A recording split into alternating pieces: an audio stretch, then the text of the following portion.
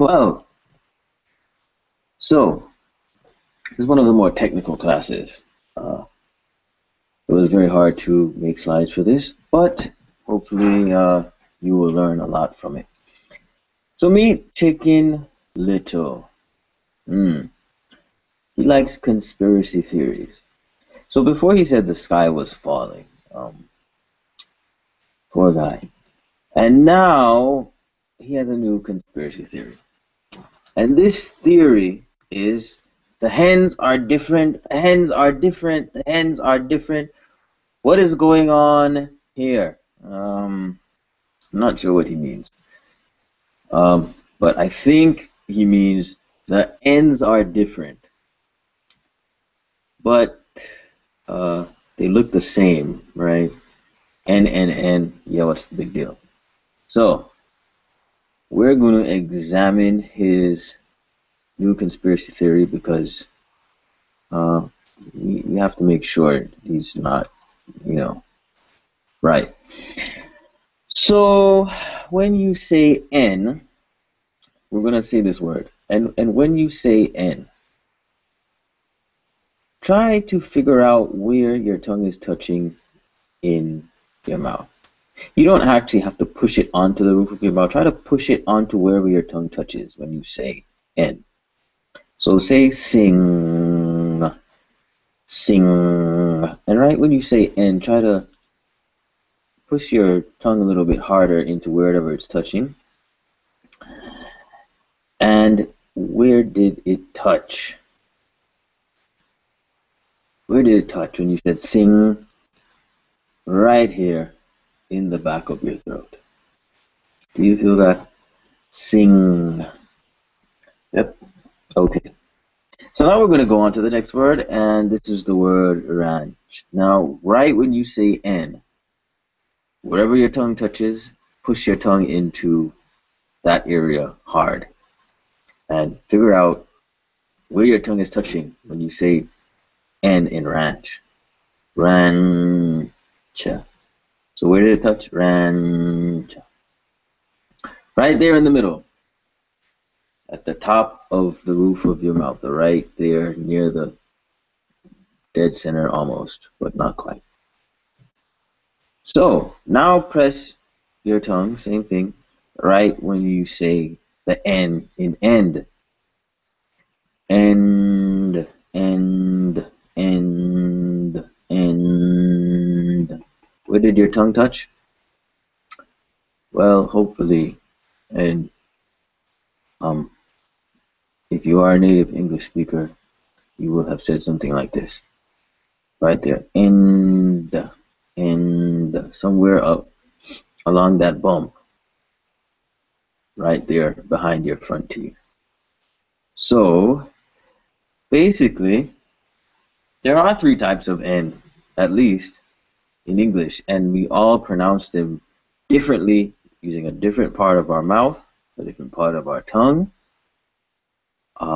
But the question now becomes, how did we know what to do? N, N, N. Why did we use 3 different places of our mouth? That's the question. So, if you haven't already figured it out, right when you say the G in sing, where does your tongue touch in your mouth? Sing. In the back, near your throat. Right when you say CH in ranch, where does your tongue touch? Ranch. Oh, the middle of the roof. Ranch. With the top of your tongue. Ranch. Interesting. And now, where do you say D? And on the bump. And so, what have we figured out? So you pronounce the N and the consonant after in the same exact way. So in sing, you're pronouncing N and G using the back of your tongue. In ranch, you're pronouncing the N and CH using the middle of your tongue. In end, you're pronouncing the N and D using the tip of your tongue, well, the front top of your tongue and on that bump right behind your front teeth. Interesting. So the ends are different, and we could hide that fact in this particular case because of the consonants that come after it. If we know how to pronounce the consonants that come after G, CH, and D, then we know how to pronounce N in each particular situation. In fact, we force our tongue to pronounce N that way. Interesting. So Chicken Little was indeed correct. This is why you must not belittle children. Okay, so Hindi, we have a similar situation. We have 4 N sounds. Now, 2 of these you know. The first 2 you don't know. 4 N sounds made with 4 different methods. So, first N sound is the same as the English N in sing, using the back of the tongue. The second N sound is similar to the English N in ja or ja, using the flat of the tongue. Now the third and fourth are slightly different, more different from English. So the third N sound,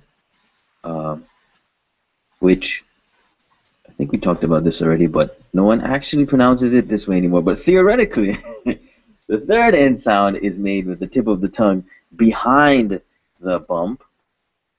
Theoretically, although people tend to pronounce this exactly as the fourth N sound, which is theoretically touching the back of the teeth. 4 N's. Okay, what makes it an N sound? Why do we call it an N sound? It's 4 different sounds. What makes it an N sound is because your nose vibrates. Interesting. So touch your nose when you say it. Sing, ranch, gun. You feel it? You should feel it. You don't feel it.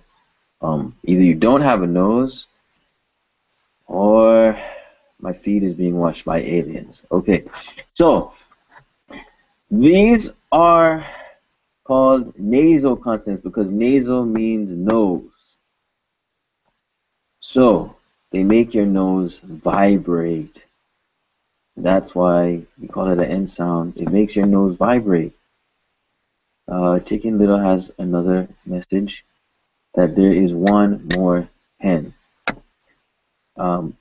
I don't think he's right because there is no N in that word.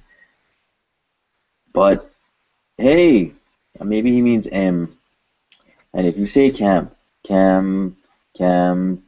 yes, my nose does vibrate. So this has to be a nasal consonant.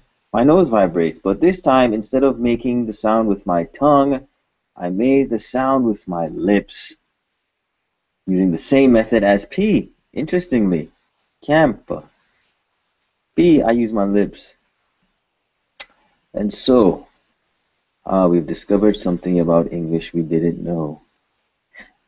Before a P and a B, whenever there's a nasal consonant that comes before it, interestingly, it is always M.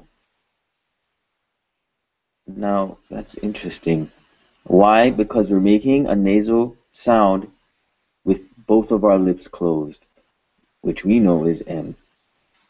Right? Even though when English we tend not to pronounce the last letter, except when it's in the middle, like rhombus. But you get the point. So, technically, we could replace M with N. If we could go back in time, way back before Shakespeare, and correct the English language and make it as perfect as Hindi. Oh no, okay. So if we could change the English language, we could replace M with N and use it in this way. Because we know how to pronounce P, we know that in this particular case, we're talking about a M sound. So we would pronounce this camp anyway. Try to say cam. You'll find it very hard. You have to say, your mouth forces you to say M here. So we could use the same symbol, can't we? We'll get back to that later. Another thing we should realize is that the entire script is organized by tongue position. Interesting. First line. Ka, ka, ga, ga. Nga, nga. Ooh. Back of the throat. Interesting. Second line. Cha, cha, da, ja. Nga. Yes, using the top of the tongue and at the top of the roof of the mouth, using the flat of your tongue. Now we have da, ta, da, da, na. Oh, using the tip of the tongue behind the bump, behind the front teeth, the bump, or the, interesting. Now we have da, ta, da, da, na, using the tip of the tongue to touch the bottom of the back, the back of the top front teeth. Okay, another thing. We just went from the back of our mouth to the front. Throat, top, behind the bump, teeth. And we're going to go a little further. Lips. Ba-pa, ba-pa, ma. Each line corresponds to a position in the mouth, a method of producing a sound, and then the line ends with a nasal consonant for each line. That is so scientific. Wow. Okay, so this looks awfully familiar though, because if you have two consonants back to back, M, P, N, G, N, C, H, and D, these are conjuncts. Again, conjuncts that begin with a nasal consonant. They make your nose vibrate, which is an N sound or an M sound. And we already learned that we could use the same symbol. We could hide the fact that these are different sounds when they're in a conjunct, because the second consonant in the conjunct will tell us how to pronounce the first one. So, what are we going to do for Hindi? We're going to use a symbol, and that symbol is Mr. Bindu, aka anusvar. Interesting. So, we're going to use Mr. Bindu here, and we're going to go for it, and we're going to make him represent N and M sounds when it's the first letter in a conjunct. So we have the word Hindi here, which we already learned how to spell, and now we have an alternate method of spelling this. We have replaced the half na with a dot. Hindi.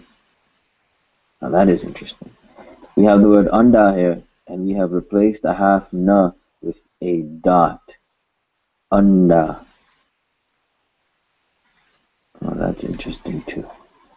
We have king here, and we represent the N with the dot. And we know how to pronounce N because we know how to pronounce G. King. We have this word crunch here, and we use the dot to represent the N sound made with the same way as we say cha, crunch. Interesting. So if we want to get more detailed, here's what we're doing. When we combine the nasal sound for each line with the rest of the letters on the line, making a conjunct, we can replace the nasal consonant, meaning the N or M sound, with a dot. And that is why you will never see this letter in Hindi, because it has been obsoleted. The only time it appears is as the first letter in a conjunct. Therefore, whenever you see it, it will be Bindu. It will be a dot. So, once again, we have this other end sound for the cha, cha, ja, ja line. When we combine these two and get rid of in between them, it becomes a dot. And once again, this is why you will never see this letter in Hindi. Now, other uh, languages that use different standards, you might see this. But in Hindi, you will only ever see this as a dot. Once again, for ta, ta, da, da, and na, we have replaced it with a dot when we combine na with ta, na with ta, na with da, and na with da. And the same here. I think you get the point that when we combine these two, the nasal consonant followed by a regular consonant, we can replace it with a dot. And the same is true of the ma sound. Ma with ba, dot. Ma with pa, dot. Ma with ba, dot. Ma with bha, dot. But we can't do this. Why? Think about that.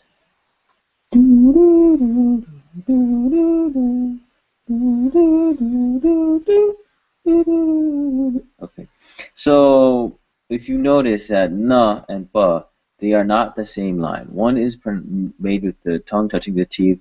One is made with the two lips.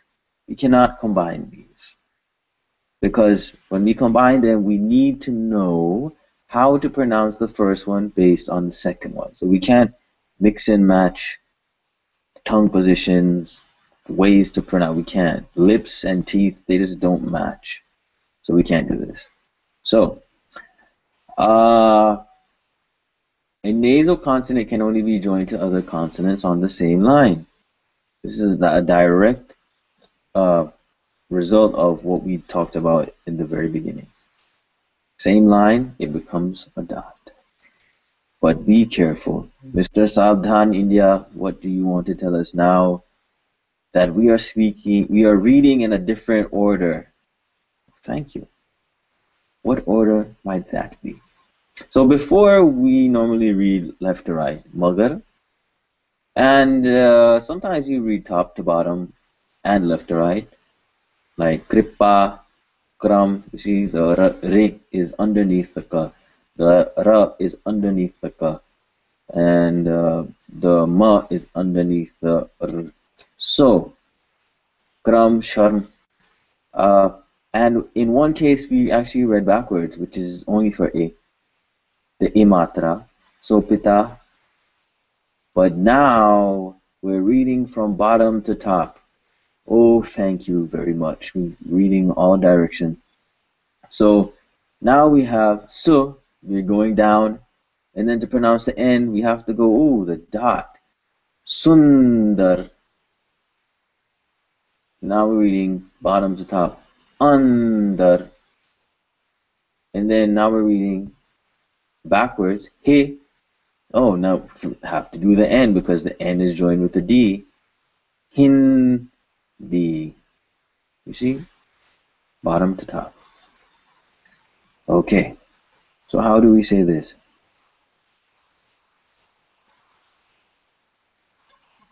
Chinta. Chinta. Right? Because chin, it represents an N sound with the teeth. Chinta. And then you say ta. Chinta. How about this? Sung. Sung. Right? Because it is an N sound made the same way as the sung. How about this? Same as before. Janga. Janga. How about this? Khand. So remember, this is the with the tip of the tongue touching right behind the bump on the roof of your mouth. Khand. Right? This one, Thumbu. This is a M sound. This is the one we have to be careful. This is not Thunbu, but Thumbu. It has to be M. Why? Because we're pronouncing it the same way we're pronouncing boo, which is with our lips. Thumbu. Same here. Lumba, lumba, lumba, thumbu, lumba, munch. N is pronounced the same way we are saying cha, munch. Shanti, the N sound is pronounced in the same way we are saying ti, shanti, shanti, shanti, shanti. So the N sound is pronounced the same way we say ta with no air, and the gha has to have air. Ghanta, ghanta. The N sound is pronounced at the same place, the tip of the tongue touching the back of the front teeth. Andaz, andaz, andaz. Now, technically, we have no N sound for zoo, for z. So we don't really have a symbol for this, but you get the point. Manzur, manzur. And this, once again, we have no N corresponding to S, but you get the point. It's made any way you can, and then you pronounce insan. It's still an N sound. Insan, insan. So this N sound is probably more similar to English and in end. Okay. Now how do you pronounce this?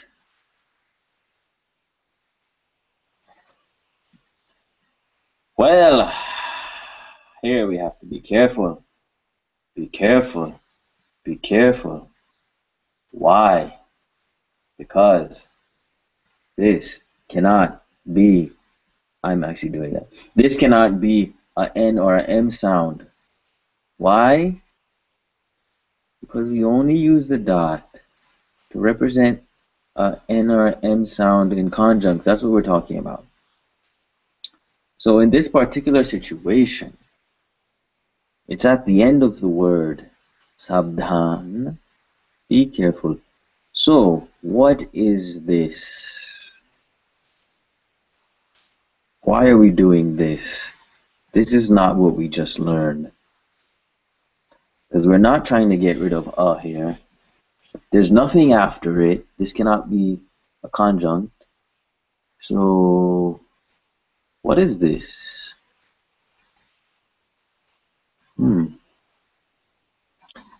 Well, we just finished talking about nasal consonants, which is N or M. Consonants that make your nose vibrate. But there are also nasal vowels. What is a vowel? A, I, u, e, o, e. Right? Those are vowels. There's a way of saying those that make your nose vibrate too. What are we talking about? We're talking about talking through your nose. Ah, yes. Talking through your nose. But not for comedy purposes. This is like a real part of Hindi. So, what's the difference between a nasal vowel and a nasal consonant? Ask yourself this question. What's the difference between a, I, and na, ma, na, na, na, na, na, na, na, na? What's the difference? For vowels, your tongue doesn't touch anywhere and your lips don't touch. If your lips touch and your tongue touches anywhere in your mouth, guess what happens? It becomes an N sound. So, keep them separated. Keep your lips separated, Keep your tongue and anywhere else in your mouth separated, and you will have a vowel. So none of this, none of that, none of that, none of that. Nope. However, you will still feel a vibration in your nose. You're talking through your nose. Why? Because you're pushing the air through your nose and causing your nose to vibrate. So all vowels in Hindi except for re can be nasalized.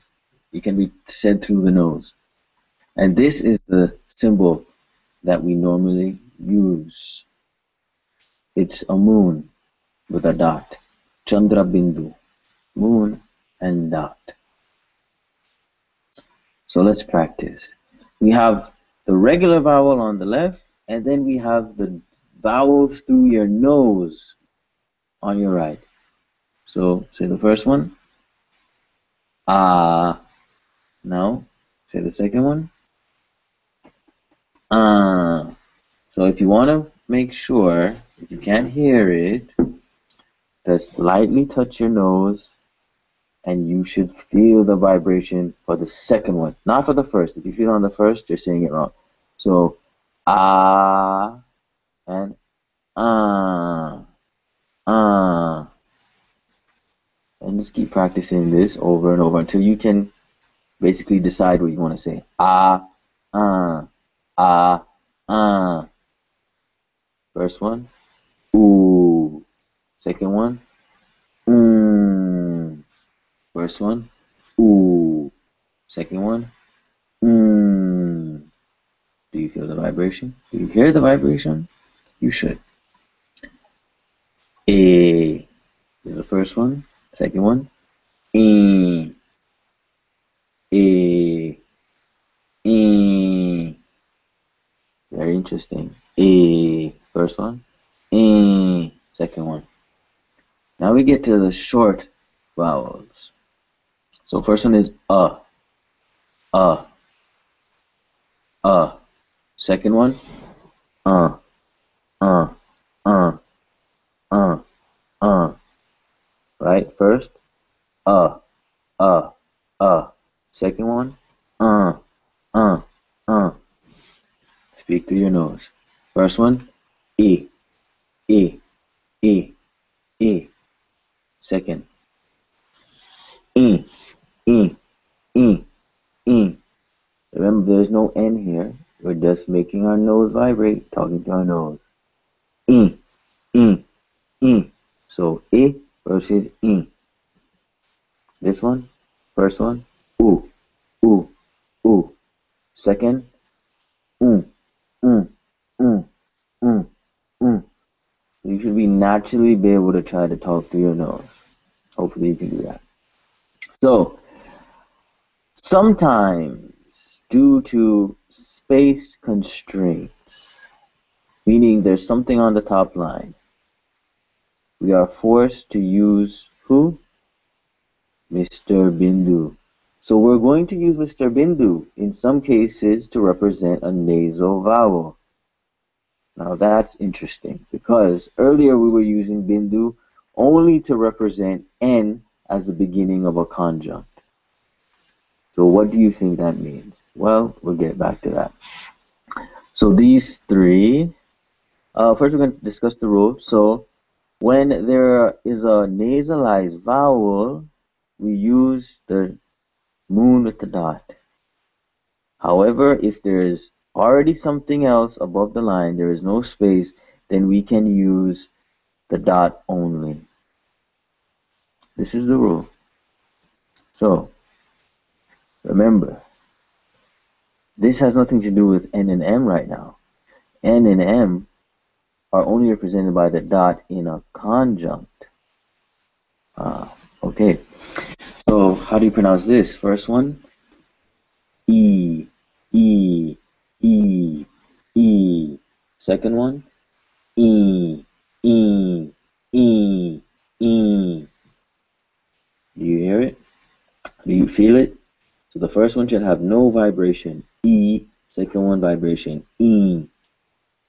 And you are not saying an N sound, remember? So you are saying a nasal vowel sound. You are talking through your nose. First one. O, O, O, O. Second one, on, on, on, on. So I find that this one is actually the hardest one for people to do because what happens is that English speakers, we tend to try to sound like we're French or something. So we change the vowel sound when we say it through our nose. Oh, oh. That's not what we're talking about. It's not oh. It's just oh. So you might have to practice that. I have no idea why we preserve French pronunciations in English. I mean, I know why, but man, it's been like thousands of years, hundreds of years since the French ruled England. Anyway, so this is O versus on. O versus on. Right? So try not to change the vowel sound when you nasalize it. Always try to have it the same, except it's in your nose. All right. So this is ah, ah, or ow, and then the second one is on, on. I really don't say ow, but I guess you could. Ah or ow, ah, ah. So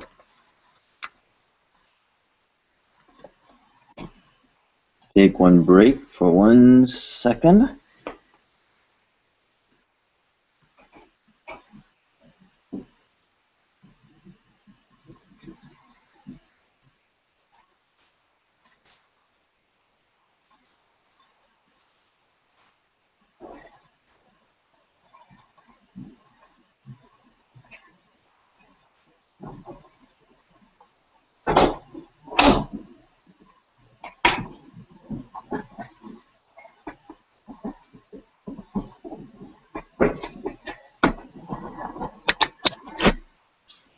So the rule about using the ChandraBindu versus the Bindu still applies when we use matras too. So if you notice all the matras that extend above the top line, instead of using ChandraBindu, we are using only Bindu. Now, take a note at this slide is that I'm missing the ChandraBindu over mu and mu. So those should be mu and mu, but I did not fix that. So what is this? Ma, ma, me, me. And we're going to pretend like the ChandraBindu is over those two. Mu, mu, me, me, ma, mo. All in the nose. Other thing to notice is that you're using the dot if there's anything over the line.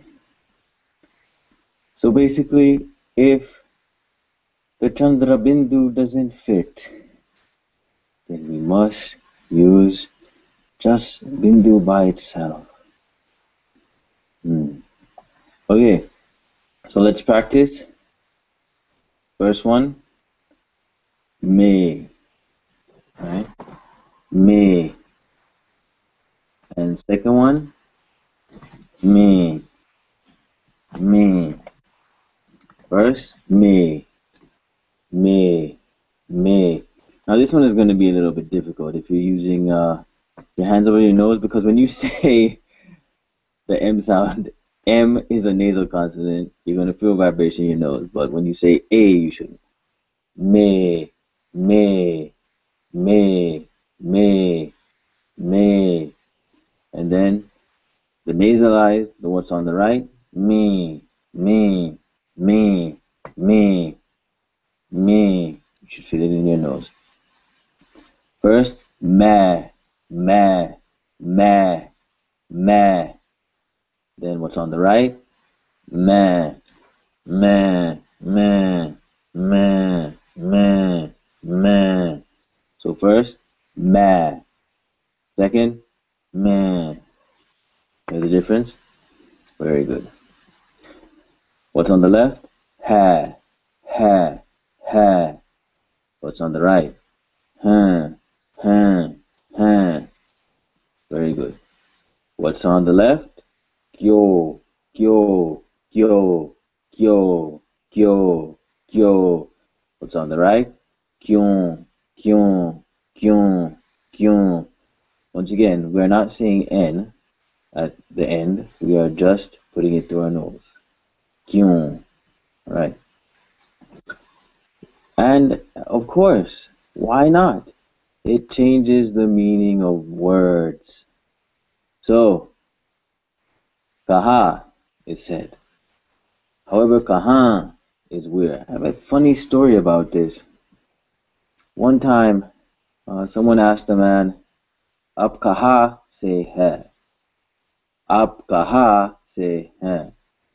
And the man was just like, "No, it is kahan, kahan, kahan in your nose." And I'm like, "Okay, man. So what does kaha mean exactly?" "It means to say. It means said." So, see the difference? Kaha is said, and kahan is where. Sas, mother-in-law. Sans, breath. Don't want to make that mistake. Ha is, ha, are. So it affects grammar too. If you say ha, you're saying is. If you say ha, you're saying are. Bas, fragrance. Bas, bamboo. Pooch, ass. Poonch, tail. Kata, something has been cut in the past. Kata is a thorn. Yahi or wahi. Wahi and yahi means this very one, that very one. Whereas wahi and yahi means that very place or this very place. So we change it from one to place. Kahi is another way of saying said. And kahin means somewhere or lest. Nai is a barber, whereas naim is a similarity. Pav is 1/4 of a seer measure, which is half a pound, I think they say. And pound is foot. Pav is a weight measurement. And pow or pav is foot. Very interesting indeed. So, sometimes, especially in spoken Hindi, it gets even more interesting because sometimes nasalization is the only indication of the number. So, wo gayi means she went, whereas wo gayi, they went. Wo jayegi is she will go, whereas wo jayengi means they will go. Nasalization is important because if not, sentences cannot be grammatically correct. But now we get back to the problem. What is the problem? If I see this word, how do I know if this dot represents a N sound made right or if it's a nasalized vowel? Is this kinchna or kinchna? It could mean either. This is an interesting problem because we are using the dot for two different things. And so that is an issue. And now it's time for the bad news. You know, Hindi is usually quite easy enough. This is one of the few times where it's not easy anymore. So, Mrs. Teacher here has some more bad news, is that in addition to the fact that we're using the dot for two different things, there are people that did not always follow the rules. Thank you, Miss India. And there's people that just cover their face and ignore the rule. There's people to this day that even though there's a rule, either they don't know about the rule or they choose not to use the rule because they just don't care. There's a historical reason for this, which I won't go into, but so we're going to use this example is that in the Watchtower 2014, February the 15th, on page 29, paragraph 5, it quotes from the BSI Bible, and it has this word here. Now, how would you say that? Well, I think this is just bond. That's what it looks like to me. But if I look up in the dictionary doesn't have that. The dictionary says this is bond. It has a clear nasalized vowel. Bond, bond, bond, bond. That's the difference here. Bond, bond, and bond, bond, bond. Well, the dictionary is right. I trust the dictionary. Which means that this quote from the BSI is not following the rule. Bible Society of India. Get with the times, man. Okay, so this is not according to the rule. So this confuses learners. It doesn't confuse a native speaker. A native speaker sees this and already knows how to pronounce this. He doesn't need to follow what's written. However, you and I, my friend, they just send us up the creek without a paddle. So what does that mean for us who desperately want to pronounce Hindi correctly? And you have now handicapped us. Well, there's a solution. And the solution, without tearing out your hair, mister, don't tear out your hair. Because we can figure this out together. Use a dictionary. Use a dictionary. Simple. So if you're a learner out there and your mother tongue is not Hindi, get a dictionary. Because without the dictionary, you're going to have to basically memorize how to pronounce these by keep on pestering Mr. over here. Hey, how you pronounce this, dude? And you got to figure out if it's a nasal sound, or if you got to figure out if it's a vowel, if it's a consonant. What? Dictionary. Buy a dictionary. Without a dictionary, and you're a learner, you will not be able to pronounce correctly. So, if we see this word, we have no way of knowing if the dot represents an N sound that goes with the ch, or if it represents a nasalized ing. So we look it up. Look it up. Now, this is from Oxford Hindi English Dictionary, and we see this M with a dot over it. Is that M? Does that mean like this is ma or something? Well, dude, don't scare me. So basically, we know this is not the case, and the reason this is not the case, it can't be ma. This M with a dot can't be ma because ma does not go with cha. Ma only goes with pa and ba. Okay, so we're figuring out something. Now we look at this other word, which is somewhere else in the dictionary. Manjai. We know how to pronounce this. Manjai. What are they using for the nasalized They're using an M with a dot over it, right? Not the regular ma. For the regular ma, they just use a M. So, but the M with the dot represents the ChandraBindu sound, which is So, what have we learned? The symbol in Oxford English Dictionary for nasalized vowels is a M with a dot over it. Over it, not under, over.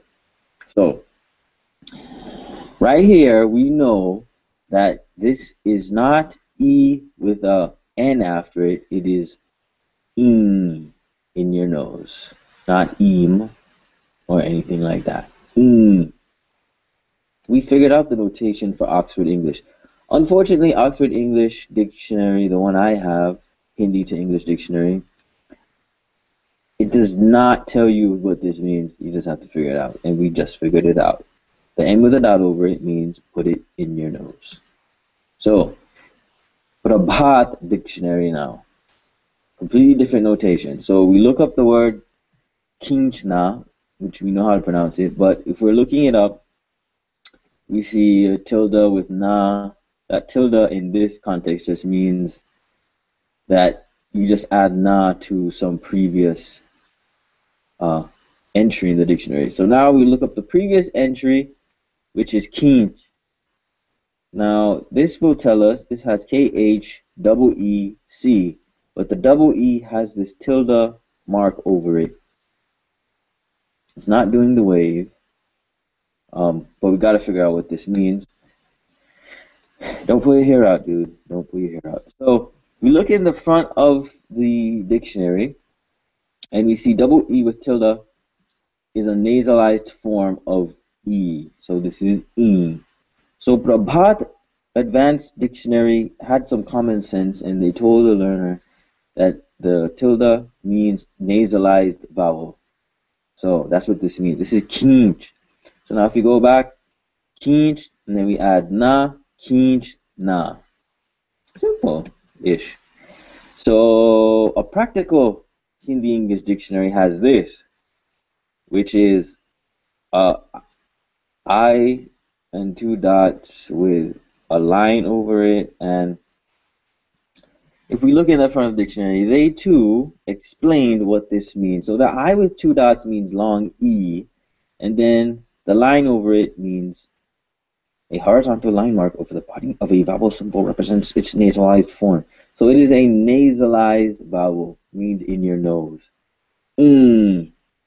Not an N consonant or an M consonant, but in your nose. So this is kinchna. Very good.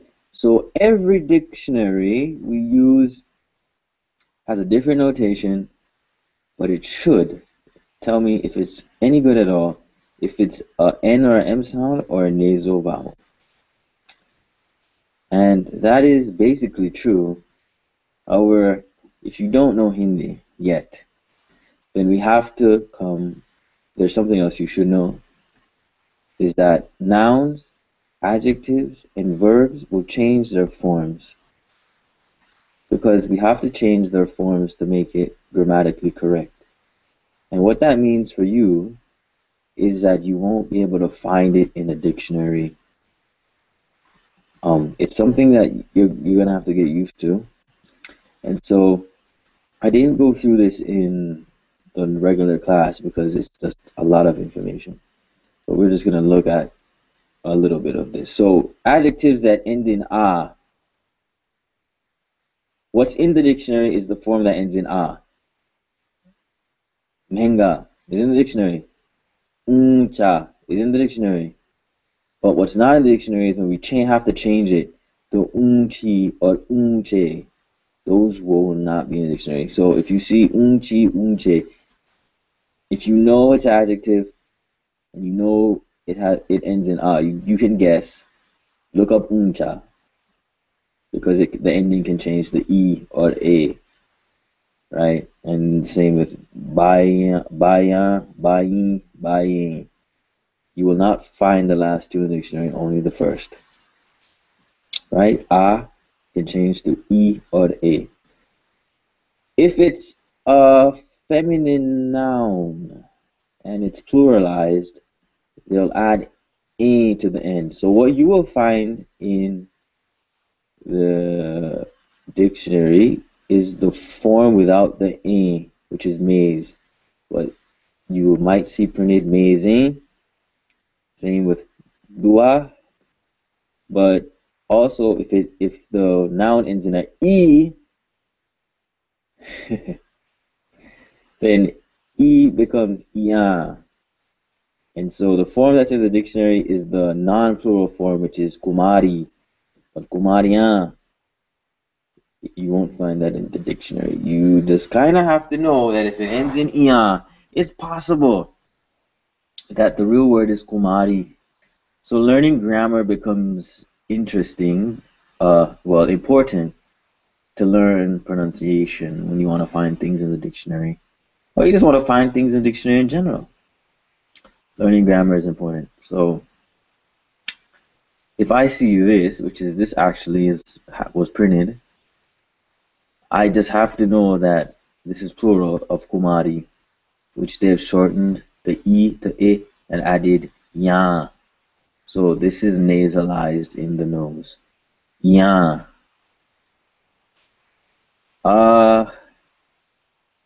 Feminine plurals in their oblique form, we're adding on. So the form with on in the end, at the end, will not be in the dictionary. You will only find the ones on the left in the dictionary. Maison, duaon, kumarion, chintion, not in the dictionary. Alright. Masculine nouns you will only find in the singular form of the dictionary. Chinta will be in the dictionary, but not chinte. So you have to know that if it ends in a and it's a noun, then you're going to find the a form in the dictionary, but not the a form, right? Same thing goes with oblique masculine plurals. If it ends in on, chinton, itaon, rajon, you have to know that you're going to find the form with a in the dictionary without the on. Now, in the first one, we noticed something. We actually got rid of the a altogether, but the second one we didn't. So you just have to know that. So if I see something like dushmanu in print, I will have to know that the real word is dushman. That the on signifies pluralization in oblique form, which you may or may know what that is, but dushman is the form you're going to find in the dictionary. On is a nasal vowel. On. You just have to know that.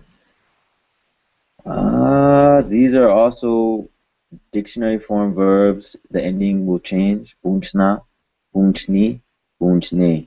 Only the first one will be in the dictionary.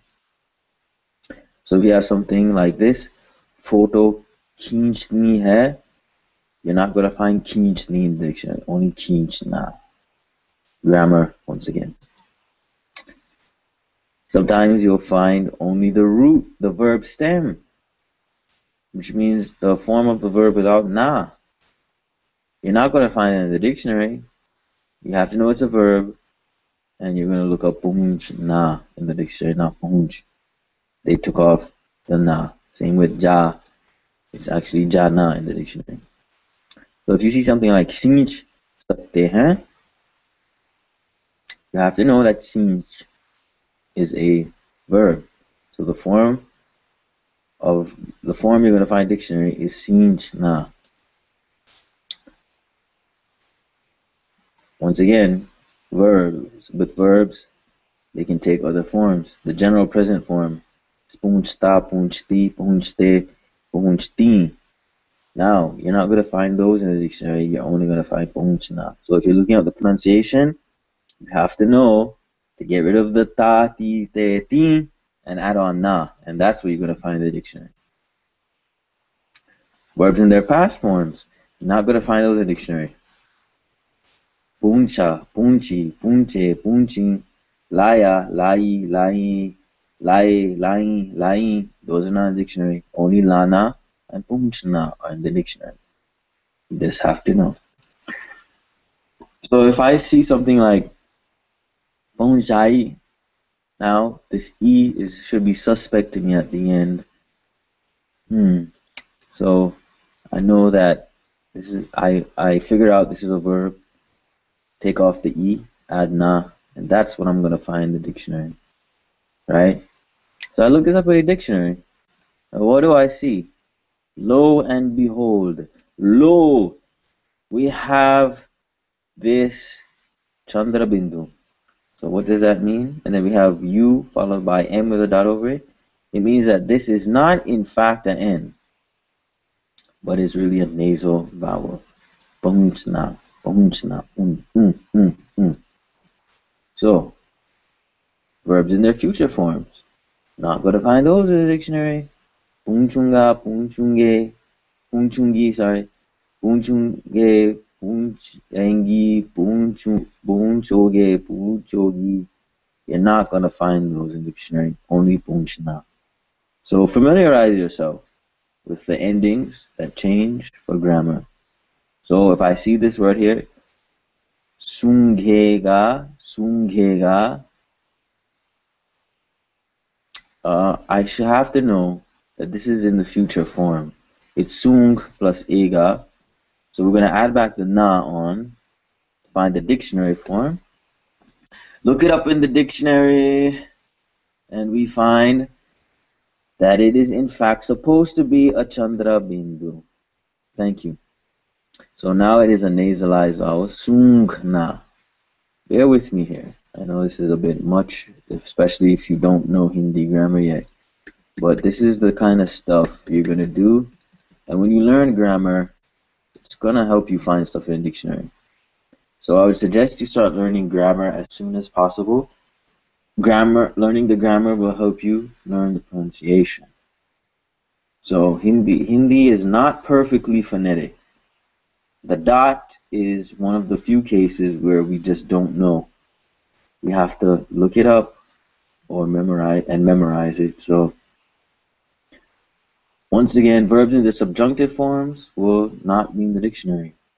So you have to guess that it is actually in the only form that's in the dictionary is the form ending with na. So 봉주, 자우, 봉제, 자에, 봉조, 자오, 봉제, 자에, not in the dictionary. Only 봉치나 and jana are in the dictionary. So if I see something like this, that dot, I'm just gonna have to know this is jae, because the only thing in the dictionary is gonna be jana. So the at the end is actually a misprint, right? They're not following the rule here, but I should know it ends in e. But there's a simplified rule we're gonna follow. We're gonna learn that in a few slides. So let's just close this out, and we have 2 more slides in this section of what forms in the dictionary and what are not. So hona, you just gotta know if you see hun, ho, ho, honge, hongi, hoga, hogi, hunga, hungi, hua, hue, hue, hungi, ta, te, ti, teen, right? These are the forms of hona. This actually won't help you that much, but Lena, various forms. You can look over these on your own. They're in the slides, right? Those will not be in the dictionary either. Li, lia, lie, li, lunga, lungi, not in the dictionary. Only lena, dena, and karna in the dictionary. So, I say all of that just to basically warn you that when you're looking up pronunciation stuff, just be careful. If you can't find a dictionary, it probably means that it is the form that's printed is not the form you're gonna find in a dictionary. So, however, for right now, there is one rule you should remember. If the bindu is at the end of a word, it is almost certain to mean not an N sound. It is not a nasal consonant, it is a nasal vowel. When the dot is at the end of a word, this is what you should remember. So, this is not hain or haim, it is ha in your nose. This is not, well, I guess that, anyway. So, this is not main or maim or man or ma'am. This is ma, and the same follow it is me. Because why? Because the dot is at the end of the word. Same with these. The dot is at the end, so it is kyon, not kyon. Nahin, not nahin. Unhe, not unhain. Dono, not donon. Hear the difference? That's correct pronunciation. Kyon, nahi, unhe, dono. So wrong pronunciation adds the N and the M because that's not what this means. So if I see something like this written, because it's at the end and the dot is at the end, I know that for this probably should be Kumariya with the ChandraBindu, and this should be right, with the ChandraBindu. And now a little bit more bad news, but it shouldn't affect you too much. And that bad news is that 99% of the time, and then you have these guys who don't follow the rules. Oh my word. Okay.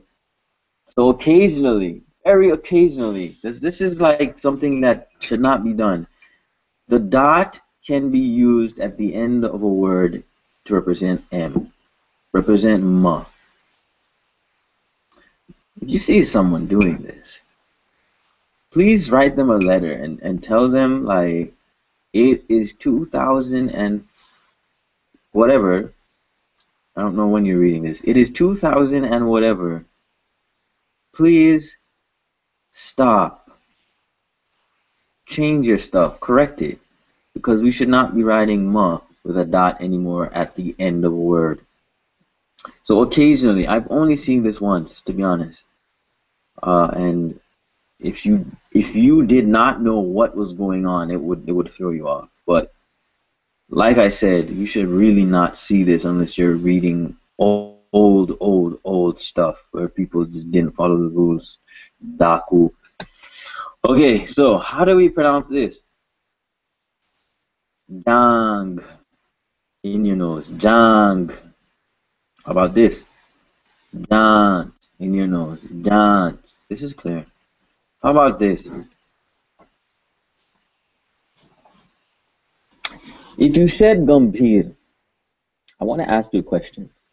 How did you know it was Gambhir? If you said because it wasn't a ChandraBindu, well, how did you know I was following the rules? I want to be. Suppose I decided to be bad today and does not follow the rules.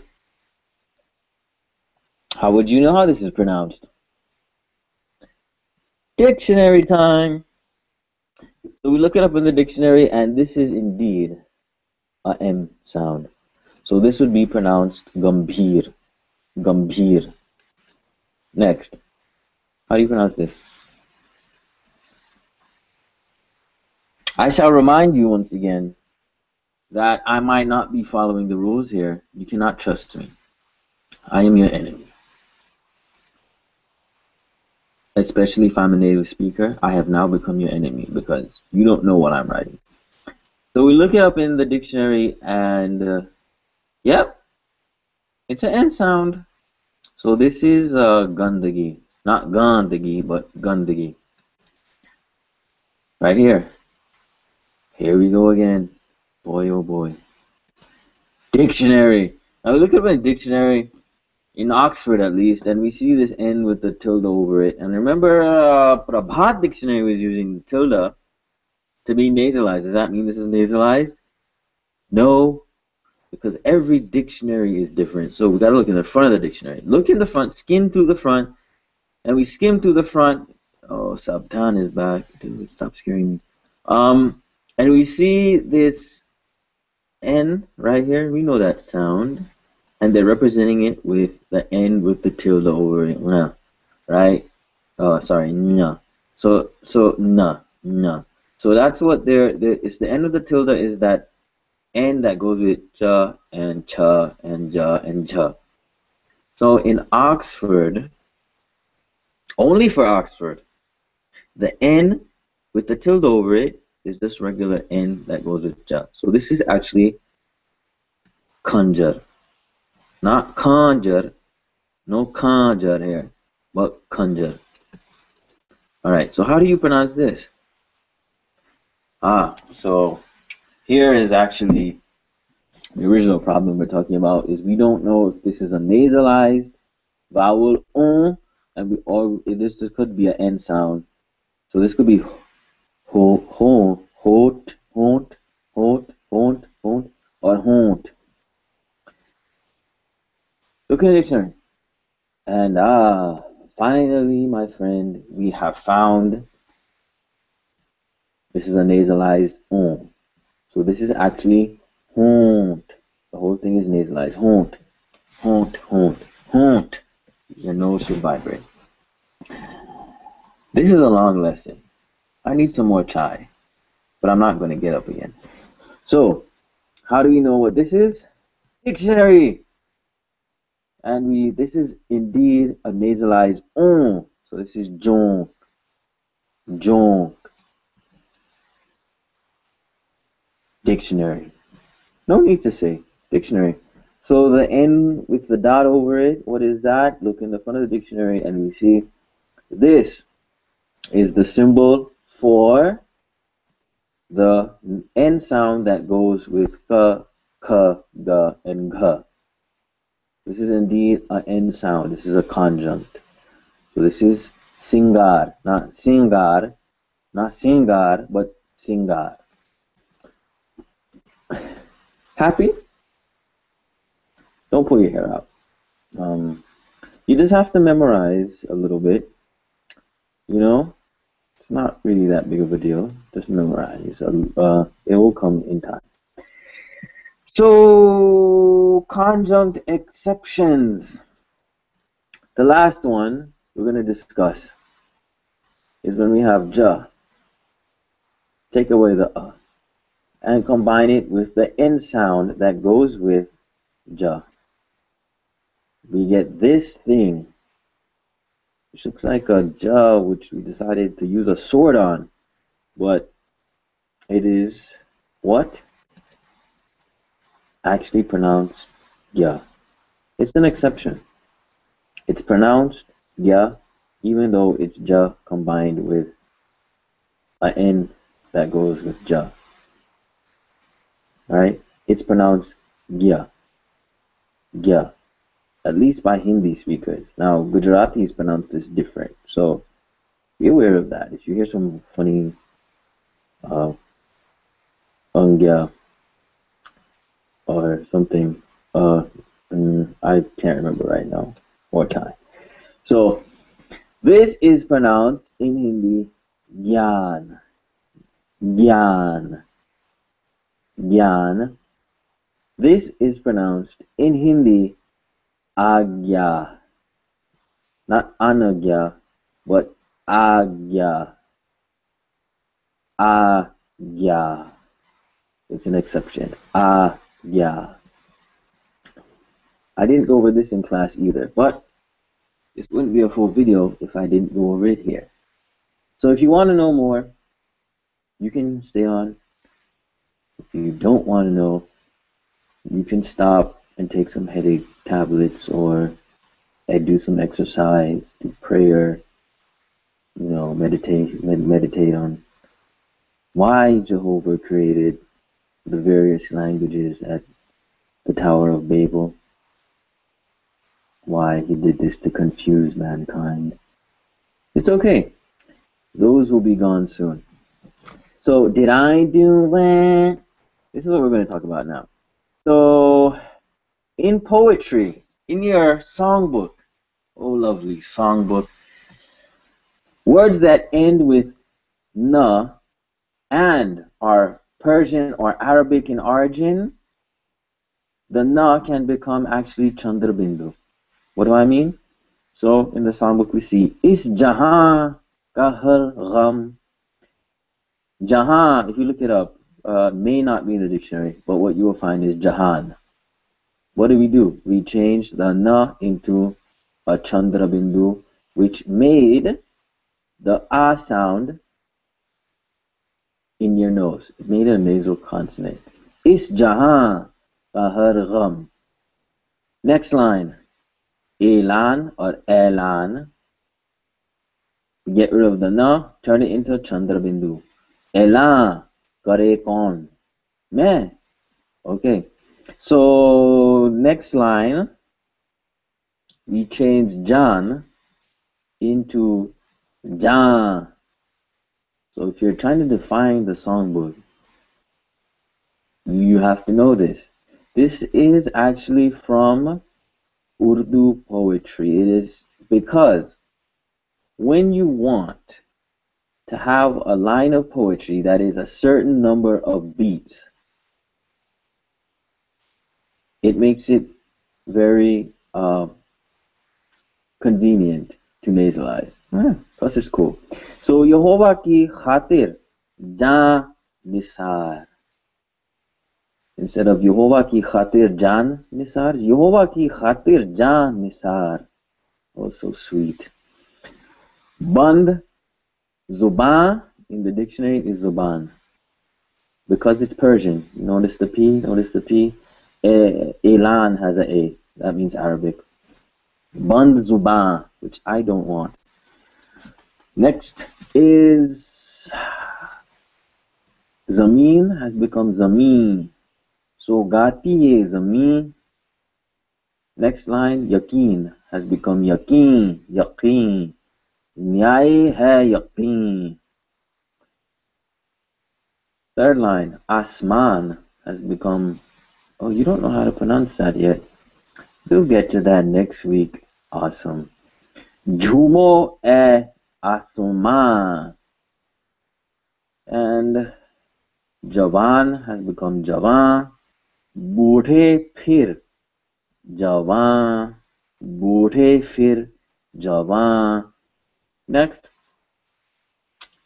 Shaitan. Ooh.